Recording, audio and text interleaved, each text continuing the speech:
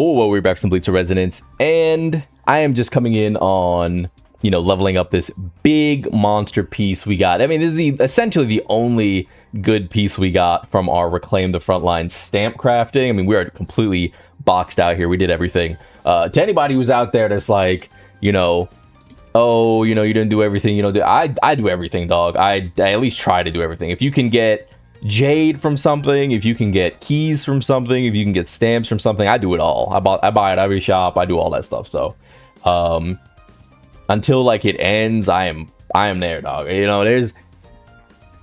It's funny, right? Because if you say that you like enjoy playing the game or you enjoy making videos for the game or anything, people are like, oh, you're pretending or something, which is very funny because I made 2 years worth of Dokkan videos that nobody was watching, really. Shout out all my day ones who was watching the Dokkan videos, but I made a bunch of Dokkan videos that I was doing for me, really, and if people enjoyed them, they enjoyed them. But it is just funny that like people don't get that you can just enjoy something. So let's see how this rolls. The reason I went with White Ichigo, if you're wondering, is because he's going to be around a while. There are characters you could use your stamp craft for if you have better stamps for someone like White Ichigo, but like let's be realistic. Let's go like head to toe. Nellel is not a character I want to invest any more into. She is done. Maybe not today, maybe not tomorrow, maybe not in 2 months, but the value I have out of Nell is not value I want to continue to invest in. Mayuri is extremely low value in terms of like getting him new stamps. Unless you have dupes, getting him a crit rate boundary or stamp 2 is not really anything. And otherwise, you just, you fill him out with the usual stuff. He just does his job. Soy Phone doesn't really need it. I'm pretty sure I rolled pretty well on her gear in general. Grimjo kind of didn't need it, but he'd be another character to consider. The issue is that I feel kind of weird investing in Grimjo when the team really just needs a support. Okieta is fine. Aizen is on the way out. Kenpachi I could have gone into, but again, it's not super important anymore. I expect this character to be one of the characters on the chopping block sooner rather than later. Remember, even though we are getting this mysterious new typing probably, even though we could be getting a DPS or a tactics or a support coming out of the TYBW collab, I would expect that we get a support and then we get like a DPS again, and then we get a DPS again, and then we get a support. I mean, it's like, I wouldn't expect the characters after the collab to be support. I really wouldn't. Mayuri and Zael felt like a particular case. So yeah, this is what I'm going with instead.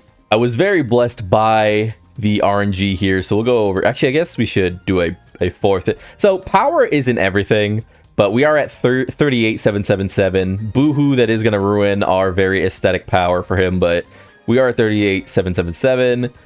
Power isn't everything. You do have to just look at the gear and decide. Wait, why are we over here? It's this one. So it's not one of those things where you can just look at power and be like, okay, he's stronger now. It really is about the stats, but power is nice to have because it is pretty, you know what I mean? So let's go ahead and level this up. This can't really roll bad. I mean, ult charge would probably be the worst thing for it to just like stack. Crit damage is nice. Maybe a crit rate. I'll take double crit damage. Why not? And we'll go ahead and grab this. Special attack ain't so bad. A lot of damage does come from a special attack. We can hold on to that for now. I mean, reroll all you like when it comes to those things, but not too bad, not too snazzy. I'll take a 3 crit damage. It's like the hardest stat to get. So in the end, we end up with essentially 40% crit rate, 10% crit ult charge, 30% crit damage, and nearly 8% attack percent. So let's check out our stats. Actually, it doesn't even out it. That's crazy. It's crazy that it's the exact same. Let me see that. See, this is a good example of power really doesn't tell you the whole story, because we have 4,800 there. And then what does this change to? 5,000 attack instead. We have 60% crit, 126% crit damage. And when we swap, see what it goes to. It's just way worse crit damage, no? Like, isn't that just like way worse? Am I crazy? Yeah, quite a bit. I mean, quite a bit worse. Not like way worse. Quite a bit worse. And we have the ult charge. Like, that's really funny that it ended up being exactly the same. Again, he goes to say that the things that affect your power, gear, and the like, they affect it to a point, but then it's really about like getting core stamps and dupes and the like, and that'll really jump your power up if you start especially like core stamp monsters like my Yuri here, right? 43,616. Guess what? That's majority because of his core stamps maxed, right? I don't have anything else duped on this character. Literally nothing else. So not too bad, not too snazzy. That is a definite improvement, and again, why I say that you need to actually look at your characters and not rely totally on don't rely totally on power as a metric. It's pretty to have a big power, but I mean, if you want a big power stat so you can show it off, get core stamp dupes. But after any character attacks, or any team character releases a counter attack, Inner Hollow gains crit rate for 25 seconds. So with that crit rate, we should be up to 85%. And then, of course, when he's actually using his ult and core stamp, I believe he does get a bit of crit rate for his get to contend shows, which stacks. So his ult will be he will essentially have max crit when he ults, which is all we really need. So yeah, there's that. I guess the other thing I want to just have a little powwow with is just the lack of leaks, and this is being recorded, by the way, at 3 a.m. So this is being recorded long before we get any news about anything, if we get any news. And it is just sort of unfortunate that we are in sort of a place where we rely totally on leaks. This is an issue Dokkan was having for a while, about 2 years ago, where until literally the last day. It's funny, right? Because every community essentially has the same problems. Unless you're Zenless Zone Zero, unless you're Genshin, unless you're, any of the Hoyoverse games, or maybe even Dragon Ball Legends is pretty good about it. Dokkan has really only recently fixed this problem, and is the game I play a lot. So it's one I would like to talk about, but it is kind of funny that 2 years ago in Dokkan, despite it being in its 9th year or something like that, like, it was still having problems giving us anything, complete dry spells where we would not have any information at all, given that this is a game that has lasted 9 years and is about Dragon Ball. Like, what an IP to be using and be mishandling like that. But we would still have people like I Seriously, which is a Twitter user, I believe French Twitter user, for Dokkan Battle, leaking the Golden Week characters, leaking the Saiyan Day characters, and people would be like, oh, I wish this didn't get leaked, I wish this didn't get... But it's like, at some point, when there's just nothing to even latch on to, I do understand. And it is one of the things they've tightened up so much in the last 2 years. But it's funny to say that that is happening within the last 2 years, during the 10th and 11th anniversary years of a game that has been running for over a decade. So it's not that I'm like, oh, protect my hundreds of $1 million making Chinese company. It's just that it is weird how both sides of like the extreme, like a game that is in its infancy, a game that has not had even a year of content, like of full content, versus a game that is 10 years old, 11 years old, only recently fixing that issue. It really makes you think. I wonder and both games, by the way, of course, Japanese IP games, both games probably under the foot of Shueisha. It really does make you think what's going on there when these things are so delayed so late. I mean, it's easy to blame, I'm not even talking about Bleach Soul Resonance anymore, it's easy to blame Dokkan's dev team for that. Oh, why don't they just do more? And it's like, this chain of command, even as a Japanese company, has to pass through so many layers that it does suck as the consumer of the thing, because we aren't really responsible for talking to the devs or talking to the IP holders and making stuff happen. So all you get from people is just outrage, right? It's not really up to them to be like nuanced or sympathetic in that regard. Who cares?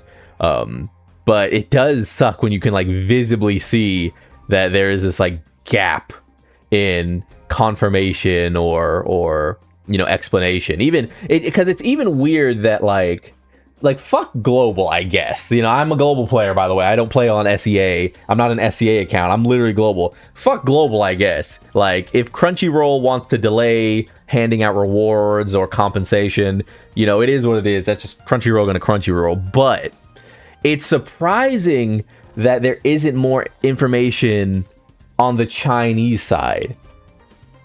Which is why I'm like, that can't be intentional. Like, they can't want that to be the way their game works. So I don't know. The other thing sort of going around right now as a talking point is just like content wise. I would repeat, and I would just say that if you are not enjoying the run of content that the game is putting out, if you're not enjoying the pace of content, if you're not enjoying the style, I would genuinely, and this is not a, oh, you're not enjoying it, stop playing. I would genuinely suggest taking a break. Just doing other things. The great thing about Bleach Soul Resonance is that if you stop playing and then you come back, it's not like, oh, I have to make a new account to pull the new character. You'll be able to use your account, get enough rewards, and do enough content to get the new characters easily. Like, it's not a game that's super punishing if you stop playing. It's one of my fears of Bleach Mirror's highs that's going to be a lot like Dragon Ball Legends, where if you stop playing, it's going to be a little annoying to get back into Dragon Ball Legends because there's just so much. The PvE is not very good. It takes a very long time to do, and it makes it very hard to really commit to Dragon Ball Legends if you stop at any point. As well as just the procurement or whatever of chrono crystals, right? But in Bleach Mirror's High, I expect very similar. I expect it to be very hard to return to the game, so you're going to want to be upkeeping your account. I am super excited for Bleach Mirror's High because I'm going to be there day one. That is the most exciting thing about Bleach Mirror's High. But Bleach Soul Resonance isn't really like that, at least yet. As Giku said recently, like, one of the things that'll sort of be very telling is when the rewards get worse. When the rewards get worse, that means they're doing worse. Because right now, they're still showering us, right? So, I don't know. If you're not enjoying it, if it like makes you mad that, things aren't how they should be in your mind, like, I would suggest just taking a break from the game. It's not worth it. It's not worth, like, I don't know, treating these spaces that you enter in as just like these like vent boards of, annoyance. Like, when everyone else is like having a good time, the only thing the other thing you offer is like negativity. It's like, who's that good for? It's not good for you. It's not good for them. It doesn't make you a particularly likable person. It doesn't make people particularly interested in engaging with you, right? So, I would put your energy towards things that you enjoy. It's a big thing that's going on in fighting games right now, is just people not doing what they enjoy. They feel forced to play Street Fighter 6. They feel forced to play Tekken 8. They feel forced to play, Marvel Tokon or Guilty Gear Strive. And they end up having a bad time. They end up putting that bad time on others. And they don't realize that they could just be doing anything else. They just go play BlazBlue, go play GBF, go play, I don't know, Marvel vs. Capcom 2 if you like, right?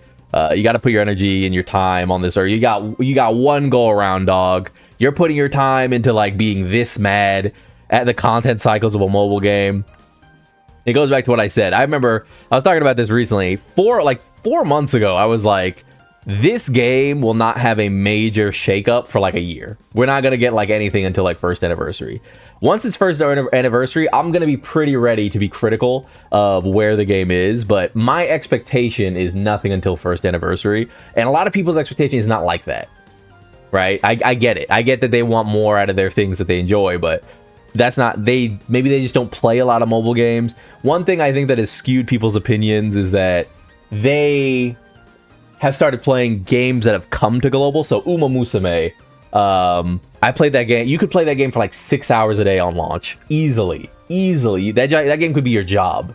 And they didn't get any of their worthwhile things until like 6 months later, I believe, where they added in pure autoing, like the actual auto mode. By that time, the game took so much effort to maintain daily that I literally couldn't play anymore. And I love that game as like a spreadsheet. That game is really fun, but like as a grind, as a spreadsheet, the game is really fun. But the autoing, like the fact that it took like an hour a day to do dailies, like, would you rather your dailies take an hour a day, or you could finish them in 10 days and you do something else? Like, and considering again that like people literally did not find the time somehow to do endless trial, even though it was out for like 3 or 4 months. I don't know. It really makes you think.